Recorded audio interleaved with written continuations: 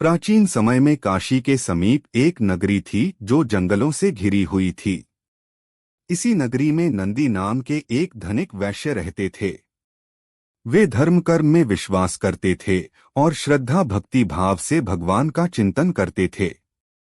उनका नियम था कि वे जंगल के मंदिर में प्रतिदिन पूजा करने जाते थे, दान करते, गरीबों की सहायता करते। एक दिन की बात है, एक शिकारी उस मंदिर के समीप से गुजर रहा था। दोपहर की धूप तन जला रही थी। मंदिर के प्रांगण में छायादार वृक्ष और स्वच्छ सरोवर देखकर वह वहीं ठहर गया। तभी उसकी दृष्टि भगवान की मूर्ति पर पड़ी तो एकटक वह उस दिव्य स्वरूप में खो गया। जाने कहां से उसके अंतर्मन में प्रेरणा हुई कि वह भगवान की पूजा करे। वह उठा और वहीं एक बिल्वपत्र पड़ा था उठा लिया और अंदर पहुंचा। बिल्वपत्र को वहीं रखकर वह सरोवर में से अंजलि भर पानी लाया।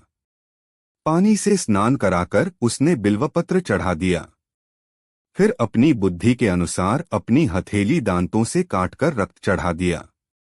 पूजा से निवृत्त होकर वह पेड़ के नीचे लेटा तो उसे भूख प्यास नहीं लग रही थी, जबकि वह सुबह का भूखा था। इसे भगवान का ही चमत्कार समझकर उसने रोज वहां आकर पूजा करने का निश्चय किया। दूसरे दिन प्रातः काल नंदी वैश्य पूजा करने आए। मंदिर में सड़ा हुआ बिल्वपत्र और खून के छींटे देखकर वह अवाक रह गए। यह अमंगलकारी कार्य किसने किया? ऐसा भ्रष्ट विघ्न पहले तो कभी नहीं हुआ। अवश्य मेरी पूजा में कोई त्रुटि रह गई है। ऐसा सोचकर उन्होंने मंदिर को धोपोंछकर स्वच्छ किया और अपनी पूजा की। तत्पश्चात घर लौटकर अपने पुरोहित को यह सब बताया।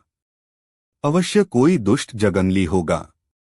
कल मैं स्वयं चलूंगा और उसे डांटूंगा कि ऐसा अनर्थ करने से महादेव रुष्ट हो जाएंगे, पुरोहित ने कहा। अगले दिन दोनों पूजा सामग्री लेकर मंदिर पहुंचे।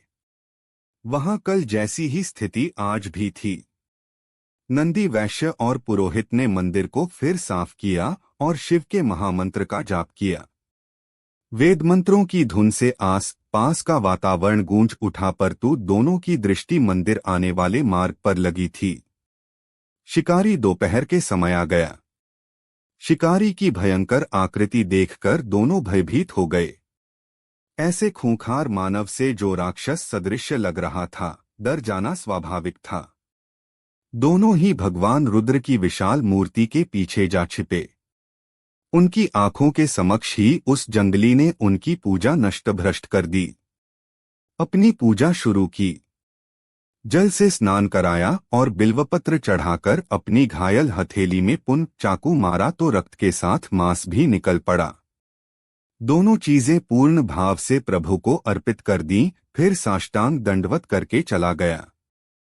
महाराज, यह तो कोई राक्षस है, नंदी वैश्य बोले। इसे तो किसी ज्ञान प्रलोभन या भय से नहीं रोका जा सकता। ऐसी चेष्टा भी करते हैं तो यह निर्दयी जीवित न छोड़ेगा। सत्य कह रहे हैं आप? यह मूर्ख है। तो क्या करें? भगवान को यूं ही अपवित्र होने के लिए छोड़ दें? नहीं, इस समस्या का एक ही उपचार है।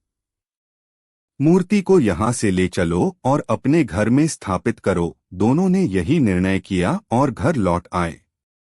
नंदी वैश्य ने आधा दर्जन मजदूर लिए और बैलगाड़ी में बैठकर मंदिर जा पहुंचा। एक दुष्ट जगंगली मंदिर को अपवित्र करता है।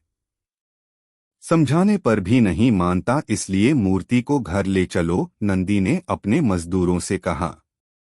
तत्काल मूर्ति को उखाड़ लिया गया और बैलगाड़ी में लादकर नगर में लाया गया। नंदी वैश्य ने पूर्ण विधि विधान से मूर्ति को वेद मंत्रोच्चार के साथ अपने घर में स्थापित किया।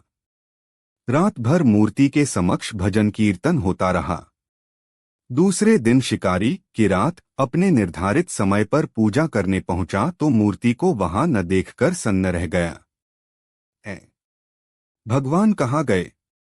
लगता है कि कहीं छुप गए। शिकारी ने मंदिर का कोना कोना छान मारा। भगवान वहां कहीं भी न थे।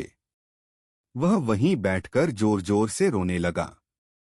हे शंभो, वह भावविह्वल होकर रोने लगा। मुझे क्यों त्याग दिया भगवन? मुझसे क्या भूल हो गई जो आप इस तरह मुझे छोड़कर चले गए? मैंने तो कोई अपराध नहीं किया।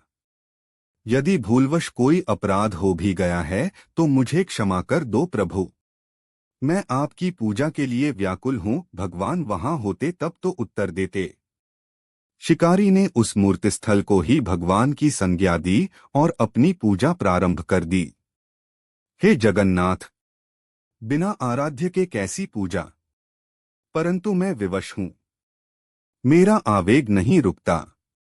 मेरी यह पूजा स्वीकार करो और तत्पश्चात मैं अपने प्राण त्याग दूंगा, क्योंकि बिना स्वामी के दास कैसे जीवित रह सकता है। उसने बिल्वपत्र और जल चढ़ाकर अपने हाथ से मांस काटकर रक्त सहित उसी स्थान पर समर्पित कर दिया जहां पहले मूर्ति थी। फिर सरोवर में स्नान करके अखंड ध्यान में बैठ गया। उसके हृदय में कोई कामना नहीं रही थी। दिन प्रतिदिन उसका ध्यान सघन हो रहा था। उसके हृदय में की धुन प्रतिध्वनित हो रही थी। किरात की कठिन साधना श्वास से विरत होकर प्राण में पहुंच गई थी। कैलाशवासी महादेव अपनी समाधि में लीन थे। जब भक्त की प्राणयुक्त पुकार उनके मर्म से टकराई तो भगवान भोलेनाथ ने समाधि छोड़ दी और दिव्य दृष्टि से चंहु ओर देखा। किरात को निष्काम भक्ति करते देखा तो दौड़े उसके समक्ष पहुंचे। वत्स, आंखें खोलो, मैं तुम्हारे समक्ष हूं। तुम्हारे कठिन तप और भक्ति भाव से मैं अति प्रसन्न हूं। तुम अपनी अभिलाषा व्यक्त करो, भगवान रुद्र ने प्रेमपूर्वक कहा। किरात ने आंखें खोली तो समक्ष अपने आराध्य की देखा। भगवान वह विह्वल होकर उनके चरणों से लिपट गया। आपने दर्शन देकर मुझे कृतार्थ किया। मैं सिर्फ इतनी अभिलाषा रखता हूं कि मैं सदैव आपके ध्यान भक्ति और सेवा में निरत रहूं। तथास्तु, आज से तुम मेरे पार्षद हुए। मैं तुम्हें अपनी सेवा में लेता हूं। किरात प्रसन्नता से नाच उठा। उसकी यह दशा देखकर भोले भंडारी भी डमरू बजाने लगे और सुंदर नृत्य कर उठे। उनका डमरू बजा तो देवी देवताओं ने भी अन्य वाद्ययंत्रों से उस आनंदपूर्ण स्थिति का आनंद बढ़ा दिया। तीनों लोकों में ओम की प्रतिध्वनि हो रही थी। शंख, मृदंग, ढोलक इत्यादि की सुरीली लय से सर्वत्र आनंद उमड़ उठा। शिव भक्तों में तो जैसे आनंद की बाढ़ आ गई। चंहु और बम भोले गुंजायमान हो रहा था। नंदी वैश्य भी अपने घर में बैठे थे। जब उन्होंने सुना कि जंगल वाले मंदिर पर स्वयं देवाधिदेव डमरू बजाकर नृत्य कर रहे हैं तो वह नंगे पांवों ही दौड़ते चले गए। मंदिर पर अपार भीड़ एकत्र थी। कितना विहंगम दृश्य था। नंदी वैश्य ने किरात को भगवान शंकर के साथ नृत्य करते देखा तो उन्हें आश्चर्य के साथ किरात के प्रति अपने पूर्व विचारों पर क्षोभ हुआ। मैं कितना अधम हूं जो भगवान के प्यारे भक्त को अपशब्द कहता था। मैंने ही उसे उसके आराध्य की पूजा न करने देने का निष्फल प्रयास किया। नंदी वैश्य दौड़कर किरात के चरणों से लिपट गए। हे महात्मन, मेरा अपराध क्षमा करो। मैंने ही भगवान की मूर्ति ले जाने का अपराध किया। मैं अधम हूं, मुझे क्षमा करो। उठो मेरे प्रेरक। किरात ने नंदी को उठाया। तुम्हारी ही कृपा से तो मुझ जैसे अबुद्धि को भगवान के साक्षात दर्शन हुए। मैं तुम्हारा ऋणी हूं। तुम महान हो भक्त। तुम्हारी भक्ति श्रेष्ठ है। अब तुम ही मेरा उद्धार कर सकते हो। मैं तुम्हारी शरण में हूं। किरात ने उन्हें भोलेनाथ के समक्ष प्रस्तुत किया। हे महाकाल, भोलेनाथ ने कहा, यह कौन है? मैं इसे नहीं पहचानता। नाथ, यह आपके परम भक्त हैं। प्रतिदिन आपकी पूजा करते हैं। मुझे स्मरण नहीं। मुझे तो केवल तुम ही याद हो। तुम ही मेरे प्रेमी हो। मैं तो उनका मित्र हूं जो निष्काम हृदय से मेरा सुमिरन करते हैं। हे जगत पिता, मैं आपका भक्त हूँ और आप मेरे गुरु हैं, मित्र हैं। आपने मुझे स्वीकार किया, इन्हें भी स्वीकार कीजिए। भक्त की इच्छा भगवान पूर्ण न करें। भक्त किरात ने नंदी को स्वीकार किया तो भगवान जगन्नाथ कैसे अस्वीकार करते। तथास्तु, महादेव ने कहा। नंदी वैश्य प्रसन्नता से प्रभु के चरणों में गिर गए। यही किरात और नंदी वैश्य भगवान के गण नंदी और महाकाल के नाम से प्रसिद्ध हुए।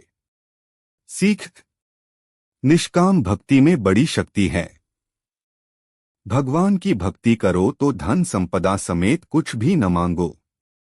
भगवान की कृपा होगी तो वे सब कुछ देंगे।